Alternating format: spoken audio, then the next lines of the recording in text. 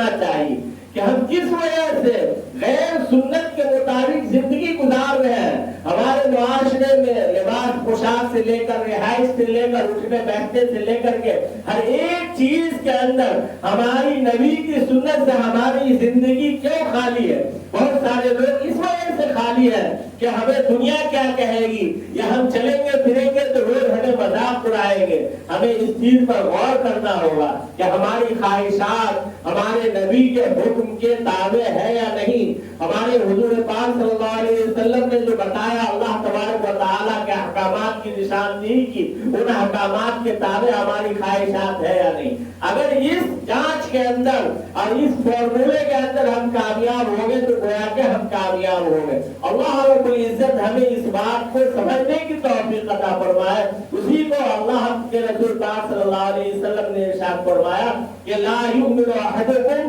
حتی یکون ہواہ تبعا لما جئت بہ، کہ تم میں کا کوئی بھی شخص مکمل ایمان والا، پختہ ایمان والا اس وقت تک نہیں ہو سکتا جب تک کہ اس کی تمام خواہشات ہماری لائی ہوئی شریعت کے تابع نہ ہو جائے. وآخر دعوانا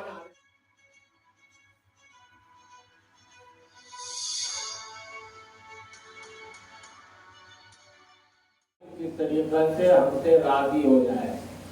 یہ ایک چھوٹی سی حدیث میں نے خطبے میں پڑھی ہے. وہ حدیث جملے کے اعتبار سے نہایت ہی مختصر ہے اور چھوٹی سی ہے، لیکن مفہوم کے اعتبار سے ساری شریعت کو اور انسان کی ساری زندگی کو اس نے اپنے اندر منتخب کر لیا اور چاروں طرف سے محیط کر لیا، گھیر لیا. اللہ کے حبیب سرکار دو عالم صلی اللہ علیہ وسلم ارشاد فرماتے ہیں، حضرت عبداللہ بن عمرو بن عاص رضی اللہ تعالیٰ عنہ سے روایت ہے، فرمایا کہ حضور اکرم صلی اللہ علیہ وسلم نے ارشاد فرمایا کہ تم میں کا کوئی بھی شخص اس وقت تک مکمل ایمان والا نہیں ہو سکتا جب تک کہ اس کی تمام خواہشات ہماری لائی ہوئی شریعت کے تابع نہ ہو جائے. ہماری لائی ہوئی شریعت کے تابع نہ ہو جائے. لا یؤمن احدکم حتی یکون ہواہ تبعا لما جئت بہ. ہماری لائی ہوئی شریعت جو ہے، شریعت اسلامیہ جو اللہ تبارک و تعالیٰ نے قرآن مقدس کی شکل میں دیا یا ہماری سنتوں کی شکل میں دیا یا ہماری بتائی ہوئی باتوں کو جنہیں ہم احادیث کہتے ہیں، ان کی شکل میں اللہ تبارک و تعالیٰ نے عطا فرمایا، جس پر چل کر کے صحابہ کرام رضوان اللہ تعالیٰ علیہم اجمعین رضی اللہ تعالیٰ عنہم و رضوا عنہ کا خطاب حاصل کیا کہ اللہ تبارک و تعالیٰ سے تمام صحابی راضی ہو گئے اور تمام صحابی سے اللہ تبارک و تعالیٰ راضی ہو گیا. یہی وہ چیز ہے جو شریعت کے اندر مطلوب ہے اللہ تبارک و تعالیٰ کو، کہ اللہ تبارک و تعالیٰ کا یہ حکم ہے کہ کوئی بھی کام انسان ہمارے حکم کے کوئی خلاف نہ کرے، اس کا کوئی الٹا نہ کرے. انسان کا کھانا پینا، اٹھنا بیٹھنا، سونا جاگنا، چلنا پھرنا، تجارت، کاروبار، شادی بیاہ، بچے کی پیدائش یا اس کے علاوہ ایک انسان کا دوسرے انسان سے ملنا ہو، یا ملکی تعلقات ہو یا سماجی تعلقات ہو یا کاشتکاری ہو، کھیتی باڑی ہو یا کوئی بھی قدم ہو، وہ ہر ایک قدم اللہ کے بتائے ہوئے حکم کے مطابق ہونا چاہیے. اور اللہ کے پیارے حبیب سرکار دو عالم صلی اللہ علیہ وسلم نے جس طریقے سے ہر کام کو کر کے بتلایا ہے اس کے مطابق ہونا چاہیے. اسی گن کو صحابہ نے سمجھا. سمجھنے کے بعد بہت ساری ایسی چیزیں تھی جن چیزوں کے وہ ہنر تھے، عادی تھے. مثال کے طور پر شراب کے وہ عادی تھے، جوا کے وہ عادی تھے، ایک دوسرے کو قتل کرنا خاندانی جھگڑے کی وجہ سے ان کے لیے آسان تھا. ایک دوسرے سے عصبیت رکھتے تھے، ایک ایک لڑائیاں برسہ برس تک ان کے یہاں چلتی تھی. جب کوئی مرنے لگتا تو اپنے وارثین کو وراثت کی تقسیم کے لیے نہیں وصیت کرتا، بلکہ جھگڑے کو باقی رکھنے کے لیے وصیت کرتا کہ فلاں خاندان سے میرا لفڑا ہے، اسے کبھی صلح نہیں کرنا. اس قسم کی چیزوں کے وہ عادی تھے، اور اپنی شہرت اور اپنی عزت اور اپنی بڑائی اپنے خاندانی عظمت کے اندر وہ سمجھا کرتے تھے۔ اللہ کے رسول پاک صلی اللہ علیہ وسلم کی رسالت پر جب وہ ایمان لائے اور اللہ تبارک و تعالیٰ کے احکامات سے جب ان کی روح شناسی ہوئی، تو اس کے بعد ہر ایک چیز کو چھوڑنا ان کے لیے آسان ہو گیا۔ اوس اور خزرج کی لڑائی جو مشہور تھی، وہ دونوں ایک جگہ جمع ہو گئے۔ اللہ تبارک و تعالیٰ نے قرآن مقدس کے اندر اس کا تفصیل سے تذکرہ کیا کہ کس طریقے سے اللہ تبارک و تعالیٰ کے حکم کو ان دونوں خاندانوں نے مانا اور اللہ کے رسول پاک صلی اللہ علیہ وسلم کی اطاعت کی، اور ان کے دلوں کے اندر جو خواہشات نفسانی تھی لڑائی لڑنے کی، اس خواہش کو انہوں نے ترک کر دیا صرف اور صرف حضور پاک صلی اللہ علیہ وسلم کی اطاعت کرنے کے واسطے اور اللہ کے حکم کو ماننے کے لیے۔ ٹھیک اسی طریقے سے شراب کے وہ اتنے عادی تھے کہ ہر گھر کے اندر جس طریقے سے ہمیں اور آپ کو ڈرم کے اندر اور ٹانکی کے اندر بھر بھر کے پانی رکھنا پڑتا ہے، ٹھیک اسی طریقے سے پانی پینے کی جتنی بھی اشیاء تھی ان کے یہاں سارے مٹکوں کے اندر شراب بھرا رہا کرتے تھے۔ اور آج باہر ملکوں کے اندر بھی یہی ہے کہ کسی بھی ہوٹل کے اندر کوئی شخص جائے تو پانی اگر طلب کرے تو اس کو بیوقوف تصور کیا جاتا ہے۔ ان کے یہاں صبح کے لیے، شام کے لیے، دوپہر کے لیے، رات کے لیے، ہر وقت کے لیے الگ الگ قسم کی شرابیں مختص ہے، جن کا وہ آرڈر کرے گا تو اس کو ترقی یافتہ تصور کیا جائے گا، اور اس آرڈر کے مطابق وہاں کا ویٹر وہ شراب لا کر کے ان کے سامنے پیش کرے گا، اور ماڈرن اس کو سمجھا جائے گا، ترقی یافتہ سمجھا جائے گا۔ اور جس نے پانی مانگ دیا اس کو نہایت ہی انحطاط والا، پستی والا سمجھا جائے گا، بیوقوف سمجھا جائے گا۔ ویسا ہی دور حضور اکرم صلی اللہ علیہ وسلم کے زمانے میں تھا۔ جوا ان کی گھٹی کے اندر پڑی ہوئی تھی، جوا کھیلتے تھے 8 آدمی، 10 آدمی، 20 آدمی، اور اس میں سے ایک آدمی جیتتا، باقی سب کے سب ہار جاتے۔ تو حضور اکرم صلی اللہ علیہ وسلم کی جب تعلیمات آئی، حضور اکرم صلی اللہ علیہ وسلم نے جو ان کی تربیت کی، تو قرآن کے اندر لکھا ہوا ہے یسألونک عن الخمر والمیسر قل فیہما اسم کبیر، کہ وہ آپ سے شراب اور جوئے کے بارے میں سوال کرتے ہیں۔ یعنی یہ سوال کرنے کی ضرورت کیوں پیش آئی؟ جب ایمان آیا، ایمانی اعمال آئے، حضور اکرم صلی اللہ علیہ وسلم کی محبت غالب آئی، تو انہوں نے اس کے بارے میں سوال کیا۔ اللہ تبارک و تعالیٰ نے اس کا جواب دیا قرآن کے اندر کہ وہ دونوں گناہ کے اعتبار سے بہت ہی بڑا ہے اور اس کے استعمال کا بڑا گناہ ہے۔ پھر دوسری جگہ اللہ تبارک و تعالیٰ نے ارشاد فرمایا کہ شراب کو حرام قرار دے دیا۔ جب اللہ تبارک و تعالیٰ کی یہ آیت نازل ہو گئی تو مدینے کی وہ تمام گلیوں کے اندر اس طریقے سے شراب کے مٹکے شراب کی شکل میں بڑھ رہے تھے، سب نے اپنے اپنے مٹکوں کو چھوڑا۔ جس طریقے سے بارش کا کوئی موسم ہو اور بہت زیادہ بارش آئی ہو اور پانی بہ رہا ہو، کیوں؟ اس لیے کہ اللہ کا حکم، اللہ کی اطاعت اور اللہ کے رسول پاک صلی اللہ علیہ وسلم کی اطاعت کو انہوں نے لازمی سمجھا اور اپنی خواہشات کو انہوں نے قربان کیا۔ تو پورے دین کا خلاصہ بھی یہی ہے کہ انسان اپنی ساری خواہشات کو اللہ کی خواہشات کے اوپر قربان کر دے اور اپنی زندگی کے ہر ایک قدم کے اندر وہی اعمال کرے جو اللہ کو چاہیے، اللہ کو پسند ہے اور اللہ کے حبیب سرکار دو عالم صلی اللہ علیہ وسلم کو پسند ہے۔ اسی کو اللہ تبارک و تعالیٰ نے قرآن کے اندر صحابہ کرام رضوان اللہ تعالیٰ علیہم اجمعین کی تعریف کرتے ہوئے ارشاد فرمایا اولئک الذین امتحن اللہ قلوبہم للتقوی، کہ اللہ تبارک و تعالیٰ نے ان کے دلوں کا امتحان لیا تقوی کے ذریعے سے اور ان کے دلوں کو منتخب فرما لیا تقوی کے لیے، یعنی چن لیا کہ تقوی کہتی ہے اس کو کہ اللہ اور ہماری خواہشات دونوں کے احکام کے اندر جب لڑائی ہو، جب ٹکراؤ ہو، تو انسان اپنی خواہش کے اوپر اللہ تبارک و تعالیٰ کے حکم کو فوقیت دے اور اس کے اوپر عمل کرے۔ یہی وہ نفس ہے جو انسانی فطرت کے اندر اللہ تبارک و تعالیٰ نے وصیت فرمائی ہے کہ نفس ہر ایک انسان کو دنیاوی مال و دولت کا، شہرت کا، عزت کا، نام و نمود کا، ریاکاری کا، ایک دوسرے پر برتری حاصل کرنے کا حکم دیتا رہتا،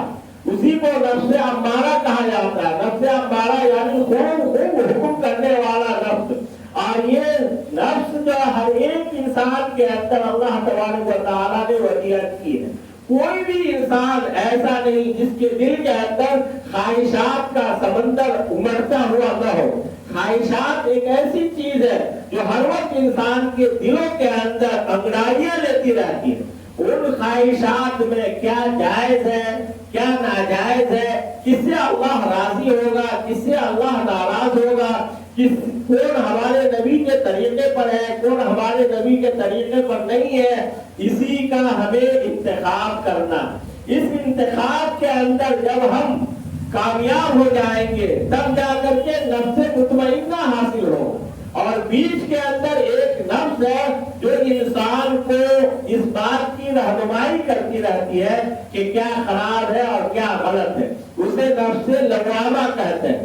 اگر کوئی چیز بری دیکھی تو ہمارے دل کے اوپر وہ ناگوار گزرا، تو اسی ناگواری کا ہمارے دل نے اگر اظہار کر دیا کہ یہ بہت برا ہوا، تو اسی وہی نفس لوامہ ہے کہ ہمارے دل نے ہمارے اوپر ملامت کیا کہ یہ ایسا نہیں کرنا چاہیے اور یہ ہمارے تہذیب کے یا ہماری شخصیت کے یا ہماری ذات کے یا ہمارے دل دماغ کے خلاف ہے، ایسا کرنا اچھا نہیں ہے۔ اسے نفس لوامہ کہتے ہیں۔ امارہ اور لوامہ دونوں جب فنا ہو جاتا ہے تو نفس مطمئنہ حاصل ہوتا ہے، اور جب نفس مطمئنہ حاصل ہوتا ہے تو اللہ تبارک و تعالیٰ کا حکم ہوتا ہے۔ وہ حکم کیا ہے؟ یا ایتھا النفس المطمئنہ ارجعی الی ربک راضیۃ مرضیہ، اے نفس مطمئنہ اپنے رب کے پاس خوشی بخوشی راضی ہو کر کے اور مرضی کے ساتھ، پسندیدگی کے ساتھ چلے جا۔ فادخلی فی عبادی وادخلی جنتی، بس تو جنت میں داخل ہو جا میری، اور داخل ہو جا میری جنت میں۔ فادخلی فی عبادی، میرے بندوں میں شامل ہو جا۔ وادخلی جنتی، اور میری بنائی ہوئی جنت میں تو چلی جا۔ تو یہ نفس مطمئنہ کو حاصل کرنے کے لیے ہمیں اپنے نفس کو مارنا ہوگا۔ خواہشات جو امٹ رہے ہیں ان خواہشات کا تجزیہ کرنا پڑے گا، محاسبہ کرنا پڑے گا کہ وہ نفس ہمارا اللہ کی مرضی کا حکم دے رہا ہے یا اللہ کی مرضیات کے خلاف کا حکم دے رہا ہے، حضور پاک صلی اللہ علیہ وسلم کی سنت کے مطابق ہے یا سنت کے مطابق نہیں ہے۔ انسان کے پاس مال آ رہا ہے اور مال آ رہا ہے تو آ رہا ہے، صرف آنے کو دیکھ رہے ہیں، اور مال کو صرف گنتی کیے بغیر یا گنتی کر کر کے جلدی جلدی رکھ رہے ہیں، اس کے اندر ہم نے حرام یا حلال کا خیال نہیں کیا۔ اللہ رب العزت نے ارشاد فرمایا لا تاکلوا اموالکم بینکم بالباطل، باطل طریقے سے اپنے مال کو مت کھاؤ، یا یہ کہ ناجائز مال کھانا حرام ہے، یا حرام مال کو کمانا، یا حرام مال کھانا، یا حرام مال جمع رکھنا، یا حرام مال کے لیے کوشش کرنا، یہ حرام ہے شریعت کے اندر۔ اور ہمارے پاس جب مال آنے لگا تو ہم نے اس چیز کی رعایت نہیں کی، تو گویا کہ ہم نے اللہ کی مرضی کو چھوڑ دیا، اللہ کے نبی صلی اللہ علیہ وسلم کے بتائے ہوئے طریقے کو ہم نے ختم کر دیا۔ اس کی وجہ سے ہم اپنے نفس کے اوپر عمل کیے کہ مال کی زیادتی کی وجہ سے ہماری خواہشات نفسانی جو ہے اور جو ہمارے دل کے اندر نفس امارہ ہے اس کی ہم پیروی کر رہے ہیں۔ اور اگر ہم نے اس چیز کی تمیز کر لیا کہ کیا حرام ہے، کیا حلال ہے، اور کیا کھانا چاہیے، کیا نہیں کھانا چاہیے، تو گویا کہ ہم نے اللہ تبارک و تعالیٰ کے حکم کی پیروی کی، اللہ کو مانا، اللہ کے نبی کی سنتوں کے مطابق اپنے آپ کو ڈھالنے کی کوشش کیا۔ اب جا کر کے ہمیں نفس مطمئنہ حاصل ہو گیا۔ جب نفس مطمئنہ حاصل ہوگا تو اللہ اپنے بندوں میں شامل فرمائیں گے، ہمیں جنت عطا فرمائیں گے۔ ٹھیک اسی طریقے طریقے سے ہر معاملے کے اندر، شادی بیاہ کا معاملہ ہو یا یہ کہ دنیاوی رہائش کا معاملہ ہو، بہت سارا ایسا کام کرتے ہیں جو شریعت کے خلاف ہوتا ہے، اور اس کے اندر ہم یہ تصور کرتے ہیں کہ لوگ ہمیں کیا کہیں گے، یا لوگ ہمیں نیچ سمجھیں گے، یا لوگ ہمیں گھٹیا تصور کریں گے، یا اس طریقے سے ہم سادگی کے ساتھ شادی کے کام کو انجام دیں گے تو لوگوں کے اندر ہمارا مقام مرتبہ کھٹ جائے گا، لوگ ہمیں برا سمجھیں گے۔ یہ تصور کر کے ہم نے معاشرے کی اتباع کی، اور معاشرے کے مطابق ہم نے خوب نمائش کی، اپنے پیسے کی، رسوم و رواج کی، خاندانی رسم و رواج کی، سماجی رسم و رواج کی، اور اللہ کی بتائے ہوئے طریقے کو چھوڑ دیا، نبوی طریقہ جو شادی بیاہ کا تھا اس کو چھوڑ دیا۔ یہیں پر ہمارا امتحان ہو گیا کہ ہم کتنے اللہ والے ہیں اور کتنے ہم اپنے نفس کی پیروی کرنے والے ہیں۔ اب اسی امتحان میں کامیابی ناکامی ہماری آخرت والی زندگی اور اللہ والی زندگی اور ہماری اپنی زندگی دونوں کا امتحان لے گی۔ اس امتحان میں ہم کامیاب اس وقت تک نہیں ہو سکتے ہیں جب تک کہ ہم تمام رسوم و رواج اور لوگ کیا کہیں گے کہ نفس کو دل سے نکال کر کے ایک ایک پھونک پھونک کر کے اللہ کے حکم کو تلاش کر کے جب تک ہم عمل نہیں کریں گے۔ تو پوری زندگی کا، پوری شریعت کا خلاصہ ہی یہی ہے کہ انسان اپنی زندگی کے اندر اپنی خواہشات کی پیروی کرنا چھوڑ دے اور اپنی خواہشات کو اللہ کے اور اللہ کے بتائے ہوئے نبی پاک صلی اللہ علیہ وسلم کے طریقے کے تابع اپنی زندگی کو بنا لے۔ ایک چھوٹا سا قصہ، ایک صحابی حضرت حذیفہ بن یمان رضی اللہ تعالی عنہ، ایران کے اندر قیصر و کسریٰ کی بہت شاندار اور بہت عروج پر ترقی یافتہ حکومت تھی، اور اس کا نام بہت زیادہ مضبوطی کے اندر اور مضبوط حکومتوں کے اندر شمار کیا جاتا تھا۔ جب حضرت حذیفہ بن یمان حضور پاک صلی اللہ علیہ وسلم کی طرف سے نمائندہ بنا کر کے ایران بھیجے گئے، کوئی معاملہ تھا، جب وہاں پہنچے تو بہت سارے لوگوں کی دعوت تھی، ہر ملک کے لوگوں کی، ہر ملک کے نمائندہ لوگوں کی، دسترخوان بچھا کھانا کھانے کے لیے، سب لوگ کھانا کھا رہے تھے۔ حضرت حذیفہ بن یمان رضی اللہ تعالیٰ عنہ مشہور صحابی ہے، انہوں نے بھی کھانا کھانا شروع کیا، انہوں نے سنت کے مطابق کھانا شروع کیا، سنت کے مطابق بیٹھنا، سنت کے مطابق ہاتھ دھونا، اور پھر سنت کے مطابق لقمہ اٹھانا۔ اسی میں سے اچانک ایک لقمہ ہاتھ سے دسترخوان پر گر گیا، گرنے کے بعد حضرت حذیفہ بن یمان رضی اللہ تعالیٰ عنہ نے اس کو اٹھا کر کے کھا لیا۔ آج کے ترقی یافتہ دور میں گری پڑی چیز کو یہ پینٹ شرٹ والے جتنے بھی ہیں وہ بہت برا سمجھتے ہیں، اور اسٹائل میں کھانا، کھڑے ہو کر کے کھانا، گھوم گھوم کے کھانا، درمیان میں کش لے کر کے کھانا، گفتگو بہت ساری ہو رہی ہے اور مستی کے اندر ہے اور کھا رہے ہیں، پی رہے ہیں، بوتل لگا رہے ہیں، اس قسم کی حرکتیں جو کرتا ہے اسے ترقی یافتہ سمجھا جاتا۔ اب جو بیٹھ کر کے انسانیت کے ساتھ کھاتا اللہ اور اس کے رسول پاک صلی اللہ علیہ وسلم کے حکم کے مطابق اسے آج بھی برا سمجھا جاتا۔ اس دور کے اندر حضور اکرم صلی اللہ علیہ وسلم کے دور کے اندر وہ گرا ہوا لقمہ اٹھانا لوگوں کے نزدیک بہت ہی برا سمجھا جاتا تھا۔ حضرت حذیفہ رضی اللہ تعالیٰ عنہ سے تمام لوگوں نے کہا کیسا آدمی ہے، گر گیا لقمہ اسے اٹھا کر کھا رہا۔ حضرت حذیفہ بن یمان رضی اللہ تعالیٰ عنہ نے ارشاد فرمایا اَأَتْرُكُ سُنَّةَ رَسُولِي لِهَٰذِهِ الْحُمَقَاءِ، کہ کیا میں اپنے نبی کی سنت کو ان احمق لوگوں کی وجہ سے چھوڑ دوں کہ یہ احمق لوگ ہمارے نبی کی سنت کے اوپر ہنس رہے ہیں اور اس کا مذاق اڑا رہے ہیں۔ حضور پاک صلی اللہ علیہ وسلم کی بتائی ہوئی تعلیمات ہے کہ جو لقمہ دسترخوان پر گر جائے اسے اٹھا کر کے چن کر کے کھا لینا چاہیے، یہی روزی کی قدر ہے اور یہی اللہ تبارک و تعالیٰ کو پسند ہے، اور روزی کی عزت کرنی چاہیے، قدر کرنی چاہیے، اور یہی حضور پاک صلی اللہ علیہ وسلم نے ہمیں سکھایا ہے۔ تو ان احمق لوگوں کی وجہ سے اپنے نبی کی سنت کو چھوڑ دوں۔ آج ہم میں کے ہر ایک شخص کو یہی سوچنا چاہیے کہ ہم کس وجہ سے غیر سنت کے مطابق زندگی گزار رہے ہیں۔ ہمارے معاشرے میں لباس پوشاک سے لے کر رہائش سے لے کر اٹھنے بیٹھنے سے لے کر کے ہر ایک چیز کے اندر ہماری نبی کی سنت سے ہماری زندگی کیوں خالی ہے؟ بہت سارے لوگ اس وجہ سے خالی ہے کہ ہمیں دنیا کیا کہے گی، یا ہم چلیں گے